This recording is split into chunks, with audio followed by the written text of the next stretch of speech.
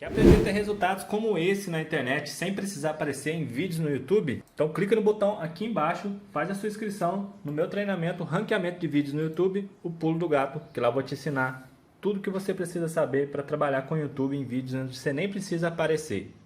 E no vídeo de hoje do canal, mais sobre a vitória do São Paulo na Liberta, mas principalmente sobre o São Paulo e Palmeiras clássico. Segunda-feira à noite no Morumbi, além também de faturamento, balanço e super mundial, então vambora pro vídeo. Você sentiu ontem que o São Paulino, ele terminou o jogo e falou, esse é o São Paulo que eu gosto, esse é o São Paulo que eu amo e quero ver, é isso? O São Paulo que gosta que ama, o São Paulino sempre, independente do treinador da fase, ele não vai amar. O São Paulo é o soberano, é o soberano. É o soberano, não tem pra trás, a gente não gosta disso, mas assim, o amor sempre esteve lá. Cara do Vitor. Como a gente ganha algumas faixas pela América, Você tá começando aqui como já é possível. nas buenas e nas malas, né? O São Paulo tem ficado junto abraçado do time nas boas. Ele falou que sempre ganha. Não entendi, eu falei, não, assim. Não, só não entendi porque ele achou ruim chamar o São Paulo de soberano. Diretor de marketing da época, soberano, falou tempo de soberano, tal, tem campeão do mundo. Ontem foi soberano. Foi soberano em campo, como tem que ser. Não é soberano fazendo marketing, campanha, somos os maiores, vocês corram atrás e tal. Não, São Paulo em campo foi superior, quase que os 90 minutos, no começo do segundo tempo, o Barcelona ali colocou um pouco de dificuldade. O Rafael foi destaque, os destaques da partida, pelo menos muito mal. Mas assim, na coletiva, tanto o Caleri quanto o Zubeldia elogiaram o Rafael, fez tapada. O Zubeldia falou, né? Tapada é a defesa, né? Aquela defesa é importante, é legal você contar com o goleiro, quando tem um jogo, se sai gol aí, o jogo complica. Quando foi exigido, não foi muito, mas o Rafael correspondeu bem, né? O Ferreirinha saiu,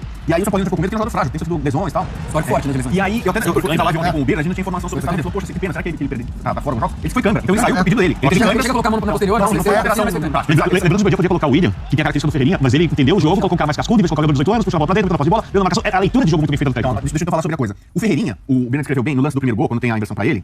O Ferreirinha fala, em pouco tempo de treino, ele trabalha o seguinte, pra me deixar mano a mano. Os pontas, os caras abertos dos times do Zubeldia, ele faz inversões, não é inversão direta, não, inversão pra pegar o ponta mano a mano com o lateral. O lance do primeiro gol foi assim. Então você é um cara que, normalmente, mano a mano, o atacante, o cara que é veloz, o cara que é driblador, é vantagem, né? E o lateral direito logo toma um cartão amarelo, ficou pendurado ainda. Então assim, isso é pensado, é planejado, o trabalho do Zubeldia pra colocar os caras de beirada em situações de mano a mano. Ele trabalha pra isso, as inversões e tal. A escolha do André Silva pela direita, essa ninguém no São Paulo sabia, nem ele. O André Silva não joga ali. Aí ele explicou pelo GPS. O Zubeldia escalou o André Silva pela direita, ele falou GPS. Ele olhou ali, eu não sei como é que funciona muito bem isso. Eu sei do meu carro, né, pra todo dia pra esse. Agora já sai caminho. Ele falou, não, eu pensei pelo GPS que ele podia jogar ali. E colocou ali. E o André Silva é um cara que é bom jogador, fisicamente também tem uma imposição, disputa, raçudo. Então esse cara parece colocar ele no gol e vai jogar, entendeu? No estádio do Barcelona, o Ferreirinha saiu com dores e muita gente ficou um pouco preocupada. Até na transmissão me falaram que deram a entender que seria algo mais sério. Eu perguntei pra ele, pra não ter dúvida, o que era de fato, era só cãibra ou havia algo. Tá aí a resposta então do Ferreirinha. Sua saída preocupa ou só cãibra mesmo?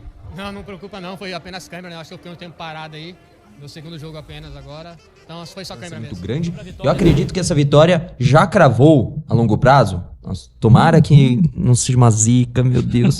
Mas ó, eu acho que essa vitória já cravou o São Paulo na próxima fase da Libertadores. Por quê? Agora você tem um jogo contra o Cobresal fora de casa totalmente viável pra ganhar, porque a equipe é muito ruim do Cobresal, e 2 jogos em casa. E em casa, Morumbi, Libertadores, meu amigo, é muito difícil vencer o São Paulo no Morumbi, arrancar pontos do São Paulo no Morumbi já é muito difícil. Então eu acredito que o São Paulo já encaminhou legal com essa vitória. Um empate não seria um resultado ruim, mas até no Fala Chacon eu trouxe uma coisa simples, né? O São Paulo vencendo todos os jogos daqui pra frente, ele classifica na primeira colocação com toda certeza. Por quê? O Tajeres perdeu ponto pro Barcelona de Guayaquil. Então, o São Paulo perdeu uma partida, a partida mais complicada fora de casa. Né? O Tajeres, uma equipe chata, complicada. Córdoba, tem um sapo enterrado, um sapo de Córdoba enterrado no São Paulo. Mas assim, o São Paulo conseguiu a vitória em casa contra o Cobresal, era o mínimo, né, que tinha que fazer, básico, e venceu fora de casa o Barcelona de Guayaquil. Então assim, um resultado extremamente importante. E assim, vitória. A gente vai falar do desempenho. Não desempenhou aquele melhor futebol, a gente sabe que o São Paulo pode fazer melhor, mas o mais importante era a vitória, e isso conseguiu. Crespo, né? O São Paulo jogou o Campeonato Paulista como se fosse Copa do Mundo, estourou todo mundo, ninguém aguentou o brasileiro, né? E lembrando, durante a Copa América não para o brasileiro, só para a Libertadores. Então a gente vai ter entre 8 a 9 rodadas comprometidas se alguma seleção com convocados do São Paulo chegar até a final. Então, digamos que, sei lá, a Colômbia do Rames, a Venezuela do Ferrarese, ou o Brasil com algum convocado, chegue até a final, o São Paulo fica sem esse possível jogador convocado durante 8 ou 9 rodadas do brasileiro, que é muito. Hoje dá pra imaginar Rafael e Pablo Maia, por exemplo, na seleção brasileira. É possível, totalmente. Aí você tem Bobadilla, você tem Rames, Ferrarese. Acho que é mais de 25, é mais de um quarto do campeonato. É muita coisa. Sem algum jogador. É o primeiro turno comprometido. É um absurdo, né, gente? Porque o time, ele investe pra poder ter grandes jogadores. E aí ele é punido por ter grande E jogador. eu torço muito pelo sucesso. Aí calendário é um problema velho aqui no Brasil. Eu torço muito pro sucesso e gostaria de ver mais vezes, mas não agora. Pablo Maia, Rafael na seleção brasileira, eu já discuti isso. Acho que o Pablo Maia não tem o futebol nesse momento para ser convocado. E o Rafael só foi porque o Alisson estava lesionado, machuca o Ederson também, então ele vira o segundo goleiro, ele seria o terceiro. Então ele, teoricamente, não iria para a Copa América com todo mundo saudável. Então o ponto é o seguinte, dessa vez, que bom que se eles não forem convocados. Eu vou ficar feliz que eles não sejam convocados, porque o São Paulo vai passar ali por um momento muito, muito complicado em Campeonato Brasileiro, e vai ter que somar ponto, porque é um campeonato que vai ser difícil, vai ser complicado. O São Paulo tem 3 competições aí pela frente, São Paulo almeja aí chegar longe nas competições, quartas de final no mínimo em Libertadores e Copa do Brasil, e 6º lugar no Brasileiro, é bastante coisa, entendeu? E lembrando que esse é o último ano de possibilidade do São Paulo se classificar para o Super Mundial, tem que ganhar a Libertadores. Se não ganhar, não consegue pelo ranking. Então, é o tudo ou nada nesse ano. Por isso vai ter que fazer uma gestão muito, muito bem feita de cansaço dos atletas. Vai ser um momento. Eu acho que é uma dor de cabeça, dor de cabeça boa, tá bom, acho que sim. Porque o que acontece é o seguinte, o André Silva foi contratado para ser reserva do Caleri. E ele tá virando o titular coringa em todas as posições do ataque. Ele pode jogar aberto na direita, ele pode jogar como ponta de lança por trás do centroavante, ele pode jogar como segundo atacante, ele pode jogar como ponta esquerda. Ele tem essa versatilidade. Então o São Paulo ganhou um titular. E isso é muito positivo. Só que o São Paulo deixou de ter o reserva do Caleri. De novo.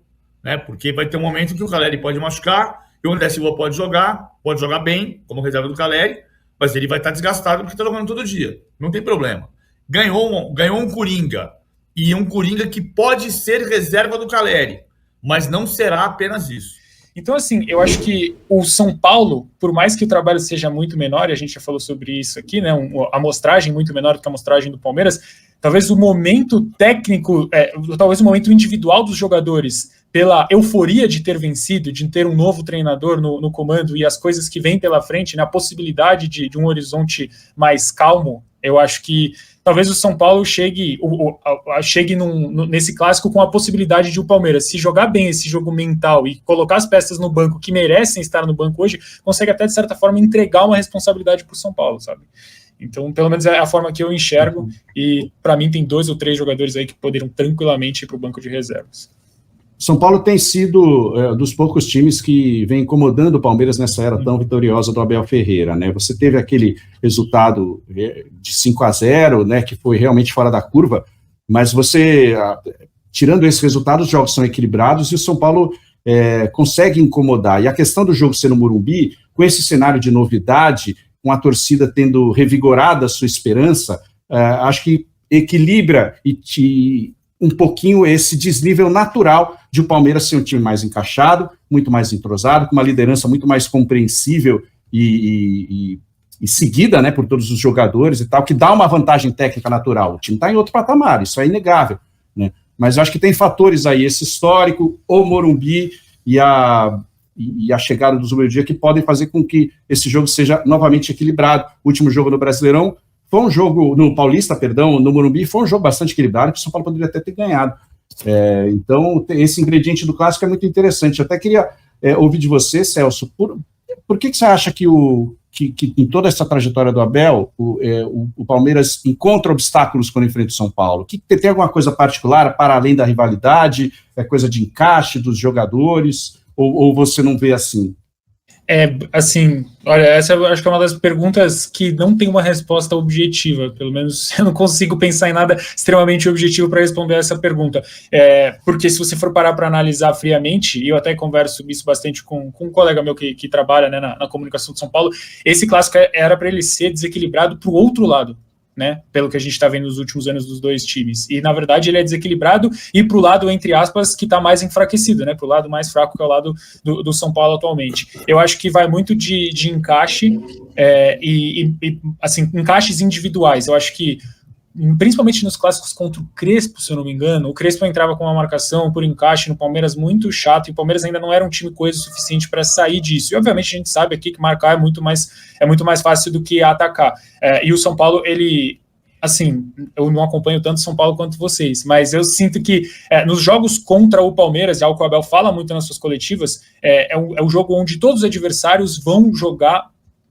assim, a 200%. E aí, se tratando, então, de um jogo contra o Palmeiras, em que o São Paulo muitas vezes estava em um momento delicado e poderia, com uma vitória, virar o jogo a favor, convencendo a sua torcida de que tem um elenco que vai brigar, ou que consegue combater pelo menos um dos seus rivais, né, que é o maior rival. Eu acho que esse aspecto psicológico contava muito a favor também, e principalmente as escalações e como o São Paulo é intenso, porque assim, uma coisa a gente pode falar, acho que desse time de São Paulo, e eu acredito que vocês vão concordar comigo, esse elenco tá longe de ser um elenco vagabundo, né? Esse elenco corre, esses caras se matam. Exato. Então, vocês estavam falando aí sobre o Caleri no começo da live, e é isso. E aí, se você tem uma marcação bem encaixada, um plano de jogo muito bem traçado, acho que você está muito mais perto da vitória contra um time do Palmeiras que, cara, querendo ou não, o time do Palmeiras oferece espaços, né? A gente sempre fala sobre a capacidade do Abel de mudar os jogos, mas o Palmeiras oferece muitos espaços, e eu não tenho a menor dúvida de que vai oferecer muitos espaços na segunda-feira de novo.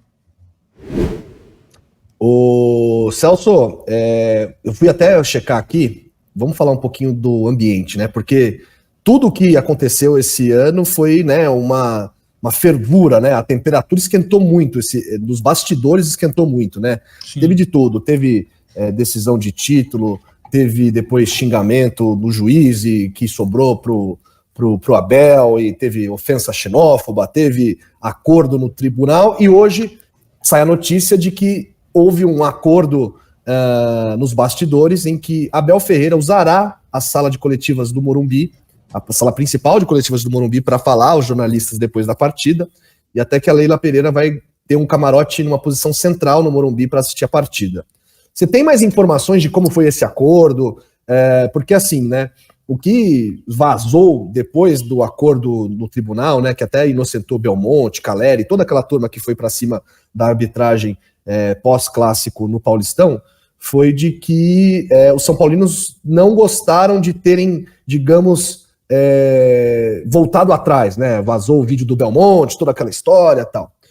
E o Palmeiras, né, até falou, né, enfim, não bateu o pé, mas falou assim, olha, se o nosso treinador quiser processar o Belmonte, se quiser, enfim, se quiser avançar com essa história, avançaria, né? E não sei se avançou ou se não avançou, mas como é que você sente hoje essa questão, assim? O que foi o tempo que serenou os ânimos, ou foi uma conversa? O que aconteceu, assim? Você conseguiu apurar alguma coisa nesse sentido? E eu vi aqui, ó, só dando uma informação, árbitro da partida, Wilton Pereira Sampaio, né, de Goiás, e o VAR é o senhor Wagner Heuwey. Nossa, esse aí tá em todos. Que o Arnaldo adora, Arnaldo Ribeiro adora o Wagner Heuwey. Esse é um dos piores, de verdade. Esse aí é um dos piores mesmo. Esse aí se esforça para errar, parece todo jogo.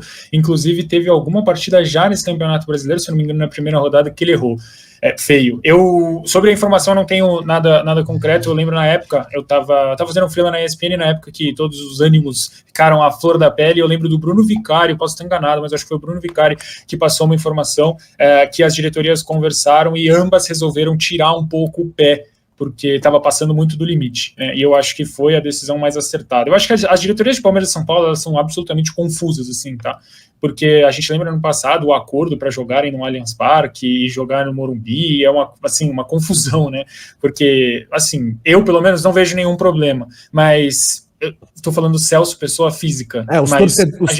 Os torcedores não gostam, né? Mas as torcidas não gostam, as torcidas elas não suportam isso, e eu acho que foi uma falta de sensibilidade muito grande do lado da diretoria do Palmeiras e do lado da diretoria do São Paulo também, para aquelas pessoas que basicamente fazem o clube existir, né? Porque um clube de futebol sem torcida são só 11 caras que se reúnem e jogam bola. Então, assim, eu achei que foi uma falta de sensibilidade gigantesca com a esmagadora maioria de ambas as torcidas. Agora, eu acho que depois disso, a gente teve algo que, cara, passou completamente do ponto, assim. O que aconteceu nesse último clássico passou completamente do ponto. Eu acho que o Palmeiras também passa do ponto. Dessa vez foi o São Paulo, né, que passou um pouco além, mas o Palmeiras também já passou muitas vezes do ponto e, cara, eu acho que todas essas coisas, elas são muito bestas porque acabam prejudicando o espetáculo, e eu falo isso de coração. Eu sei que tem muita gente, muitos amigos meus falam, não, você deveria ser mais sanguíneo, você torce Palmeiras, mas eu torço muito mais pelo espetáculo em si do que, cara, porque a gente tá falando de um clássico, por exemplo, que teve no Campeonato Paulista que virou o clássico da sala de coletiva, sabe? É um negócio Muito muito pequeno, né? minúsculo, né, É, cara? A gente exato. tá falando de um dos maiores clássicos do Brasil, que são os maiores clássicos do mundo, e aí a gente vai falar sobre sala de coletiva, e o São Paulo foi, a diretoria de São Paulo foi, assim, para falar o português bem claro, muito burra, né? Porque o Abel tinha muito que se explicar naquela coletiva, e os caras livraram a cara do Abel Ferreira, porque o jogo do Palmeiras não tinha sido bom, teve uma polêmica de arbitragem, que eu não vou lembrar exatamente agora, mas eu acho que o São Paulo foi prejudicado naquele jogo, e aí a Expulsão diretoria do Arboleda, Paulo, né? exatamente. E aí a diretoria de São Paulo, com todo o seu amadorismo, A simplesmente... expulsão do Rafael, de pênalti pro... Teve o pênalti, né? E depois a não marcação, acho que do... teve um pisão. Teve um pisão, exato, É. exato. E a diretoria do São foi Paulo... expulso, lembra? Sim, exato. Mas teve o soco do Rafael, né? Enfim, na cabeça do Murilo, se não me engano. Exatamente. Até que tem isso e o Pablo Maia, né, que mostra a entrada. Que eu não me lembro de quem foi agora, mas ele mostra que sim, do rasgou. Richard Hughes. Exatamente, do Richard Hughes, foi isso mesmo. E a diretoria de São Paulo basicamente livrou a cara do Abel Ferreira naquele jogo. Mas olha, só falando sobre essa questão do Super Mundial, o São Paulo participar do Super Mundial e simplesmente tem que ser campeão da Libertadores, missão bem difícil. E além do mais, é um Super Mundial diferente dos mundiais que aconteceram há muitos anos atrás, né? Hoje os times europeus são extremamente superiores. Então, assim, não seria a mamata como era torcer pro São Paulo antigamente. Acho que o mais importante agora é o São Paulo fazer bons torneios, conquistar títulos, acertar a sua parte financeira, que é preocupante, para aí sim, futuramente, pensar em competir com os grandes mundiais, né? Falando de São Paulo, foi apresentado o balanço do São Paulo, aumentou a dívida, mesmo vencendo a Copa do Brasil, mesmo vencendo o Beraldo, a dívida aumentou, né? Mesmo com recorde de bilheteria, mas o São Paulo saiu com o título, né? Mas a gente esperava que não seria um rombo de 67, se não me engano, milhões de reais. Tudo bem que tem alguns pontos positivos, São Paulo diminuiu a sua dívida trabalhista, São Paulo teve um aumento de receita interessante, não tão grande quanto o ano anterior, mas foi um bom aumento de receita. E tem a venda do Beraldo incluída, tem a conquista da Copa do Brasil. Então, assim, o São Paulo acabou investindo um pouquinho mais do que deveria, mas foi importante a conquista da Copa do Brasil. E, bem, vamos esperar que esse ano seja diferente, até porque os patrocínios são maiores. Agora, o São Paulo tem que conquistar títulos também para dar uma diminuída nessa folha. E lembrando também que teve diminuição com relação à dívida do Daniel Alves, que é de 20 para 10 milhões. Tem dívida com o Rogério Ceni, tem dívida com o Richarlison, tem dívida com Jusilei. Gente, tem muita dívida. Mas o São Paulo tem tentado diminuir elas.